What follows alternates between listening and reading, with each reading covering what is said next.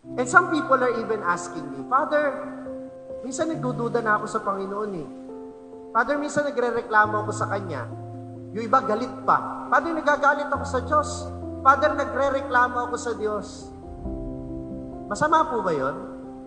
Para sa akin, hindi. Mabuti na yung nagre-reklamo ka, mabuti na yung nagtatanong ka, mabuti na yung nagdududa ka, at least kinakausap mo pa rin siya. Dahil sa paningin ng Panginoon at sa Kanyang pandinig, kahit ang reklamo, kahit ang galit mo, kahit ang tampo mo para sa Kanya, ito ay iyak ng isang anak na lumalapit sa Kanya at humihingi ng tulong. At naiintindihan niya na mahina ang pangunawa natin bilang tao, kaya hindi natin naiintindihan yung mga pinagdadaanan natin. Na kapag lumapit tayo sa Diyos, pakikinggan lang niya tayo at uunawain kasi mas malawak ang pangunawa niya kaysa sa atin.